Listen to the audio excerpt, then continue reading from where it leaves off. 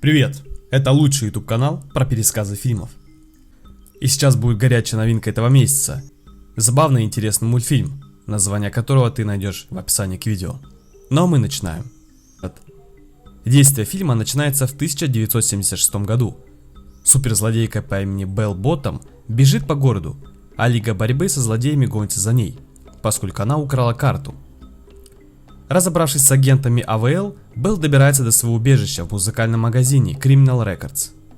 Там она присоединяется к остальной части своей команды, порочной шестерки, Сильному Холду, Нунчаку, Свендженсу, Жан-Клоду и их основателю Wild Knuckles. После они смотрят на карту и обнаруживают, что на ней указано местоположение артефакта, известного как Зодиакальный камень, который превращает пользователей в могущественных животных во время китайского Нового года. После порочная шестерка летит на остров, где находится камень. Дикий Наклз входит в храм и находит зодиакальный камень, но на него нападают маленькие металлические стражи. Он отбивается от них и убегает из храма, но обнаруживает, что за ним охотятся еще стражи. Остальная шестерка подтягивает Наклза, но они выхватывают у него камень и обманывают его, заявляя, что он стар и что командой должна управлять свежая кровь. Они бросают костяшки пальцев в океан и просто улетают. В это время юному Грю 11 лет, и он мечтает стать суперзлодеем, что делает его непопулярным среди других детей, которые считают его чудаком. Его забирают Кевин, Боб и Стюарт.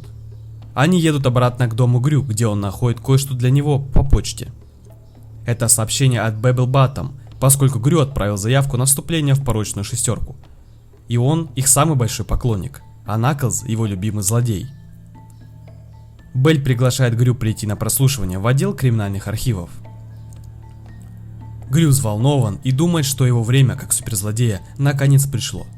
Также мы видим, что он просто живет со своей неподдерживаемой матерью Марленой, а также с остальными приспешниками, которых он нанял в качестве своих помощников. Позже Грю сообщает важную новость миньонам, которые все поддерживают своего мини-босса, хотя ему и не нравится это название. На следующий день Грю попадает в криминальное досье и знакомится с молодым доктором Нефарио, начинающим безумным ученым. Он показывает Грю одно из своих новых изобретений – пистолет, который стреляет липкой зеленой рукой, чтобы хватать предметы. Нефарио отдает его Грю и показывает ему секретный вход в убежище порочной шестерки. Однако, когда он встречается с ними, они увольняют его за то, что он еще ребенок, поскольку Жан-Клод предположил, что он был крошечным человеком, когда они рассматривали его заявление.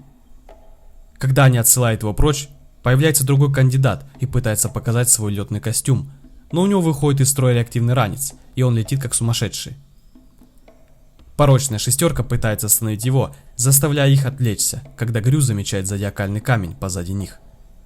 Он использует пистолет Нефарио и отбивает камень, но шестерка ловит его и начинает преследовать. После Грю присоединяется к миньонам и бросает камень одному миньону Отто. Грю ускальзывает от шестерки, а она преследует его. Он заставляет Стронга, Холда и Нунчака нокаутировать друг друга, и когда Белли и Свенгенс цепляются в мотоцикл Грю, он использует ракету, чтобы вытащить их оттуда. Тем временем Наклз стал свидетелем всего этого и следует за Грю в его фургоне. Когда Грю возвращается к себе домой, он и другие приспешники ждут возвращения Отто домой. Когда он это делает, он дарит Грю камень с глазами-гуглами. Отто объясняет, что в итоге он пережил кучу неудач, пока не оказался на вечеринке по случаю дня рождения и не обменял камень именинника на камень для домашних животных. Грю в ярости на Отто за его промах, и он быстро увольняет всех приспешников. После он отправляется на поиски камня, но когда он идет по улице, приспешники Наклза хватают его и бросают в свой фургон, за которым наблюдает Кевин. Он идет сказать другим миньонам, что их мини-босс был похищен. После Грю доставляет в убежище дикого Наклза. Грю взволнован встречей с своим кумиром, но Наклз злится, обнаружив, что у Грю нет камня. Он связывается с домом Грю, чтобы попытаться получить выкуп от своей мамы, но Кевин отвечает на звонок, и Наклз говорит ему доставить камень в Сан-Франциско в течение 2 дней, или они убьют Грю. Кевин, Стюарт, Боб и Отто направляются в дом ребенка, которому Отто отдал камень. Малыш говорит им, что он отдал его своему дяде, который уезжает на своем мотоцикле. Отто едет за ним на трехколесном велосипеде, а остальные 3 миньона находят автобус по объявлению, чтобы лететь в Сан-Франциско. Они едут в аэропорт и выдают себя за пилотов и стюардессу, чтобы пробраться на борт следующего рейса. Кевин и Стюарт пытаются летать и в конечном итоге прикасаются ко всем кнопкам и создают беспорядок, прежде чем благополучно приземляются. Вроде как. После Наклз помещает Грю в пыточное устройство, представляющее собой проигрыватель, который подтолкнет его ближе к вращающимся лезвиям пилы. Он посылает своих приспешников на поиски, и они находят миньонов. После они пытаются схватить их, думая, что камень у них, и оказывается в Чайтауне, где иглотерапевт по имени Мастер Чоу наблюдает, как приспешники избивают миньонов. Несмотря на то, что она маленькая старушка, Чоу демонстрирует впечатляющие навыки кунг-фу и отбивается от приспешников. После миньоны просят Чоу научить их своим навыкам, но она говорит, что ушла из этой жизни. Однако, когда трио сверкает на нее своими щенячьими глазами, она все же смягчается. После Отто проезжает на своем мото-дельтаплане через многие штаты, чтобы догнать байкера, но теряет его из виду. Байкер заканчивает тем, что замечает Отто и забирает его, везет в Сан-Франциско на своем мотоцикле и отдает ему камень. В это время Чоу обучает миньонов боевым искусствам, но в конечном итоге они причиняют себе больше вреда, чем чему-либо учатся. Им быстро удается повысить свои навыки, но Чоу говорит, что они прошли только базовую подготовку.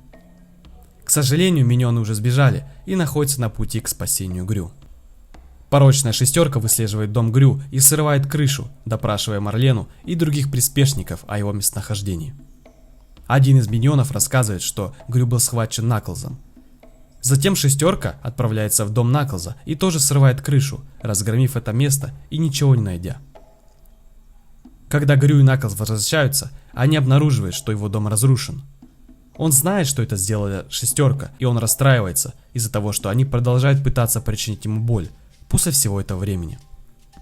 Он говорит Грю, что сдается, и просто говорит ему идти домой, несмотря на протесты Грю. В это время в центре города проходит парад китайского Нового года. В конце концов Отто врезается в толпу. Грю замечает его из тележки и бежит за ним. Отто показывает Грю камень, и он выражает гордость за Отто. К сожалению, порочная шестерка настигла их, и они захватили Грю. Так же, как они загнаны в угол антизлодейской лигой, Белль хватает камень и использует его силу, чтобы превратить ее и команду в гигантских животных монстров. Белль становится огнедышащим драконом, сильная хватка становится быком, Нунчак становится змеей, Свенги становится тигром, а Жан-Клод становится огромной обезьяной с его когтистой рукой Амара. Они хватают Грю и привязывают его к стрелкам башни с часами, которые медленно разрывают его на части. В этот момент появляется Наклз, чтобы спасти Грю вместе с Кевином, Стюартом и Бобом. Белль превращает всех троих в кролика, курицу и барана. Хотя Наклз хорошо сопротивляется, Белль убивает его своим огненным дыханием. Все трое вспоминают слова Чоу и дают волю своим внутренним зверям, и они продолжают избивать мутировавшую порочную шестерку. После Отто освобождает Грю, и он бросается на помощь своим друзьям. Три миньона одолевают шестерку, и Грю хватает камень, используя его, чтобы превратить их всех в крыс. В этот момент появляется АВЛ и берет их всех под стражу. Наклз ранен и также арестован, хотя он говорит Грю, что скоро снова увидится с ним. После сцена переходит к похоронам, где кажется, что Наклз умер. Грю произносит ему трогательную хвалебную речь, но обнаруживает, что Наклз инсценировал свою смерть и скрывается.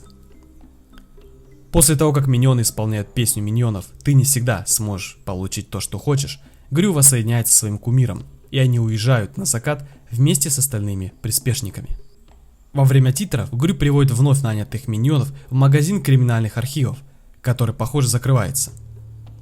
Грю допрашивает доктора Нефарио, не хотел бы он официально работать на него и создавать гаджеты, но Нефарио говорит, что отказывается от бизнеса на злодеев.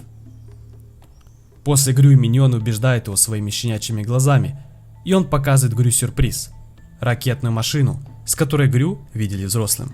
Вместе новая команда злодеев отправляется на новые подлые поступки. И на этом моменте фильм заканчивается. Друзья, что скажете про этот фильм? Напишите свои мысли в комментарии. Мне будет интересно их почитать. Пожалуйста, поставьте лайк и подпишитесь также на мой канал. Советую вам посмотреть эти видео.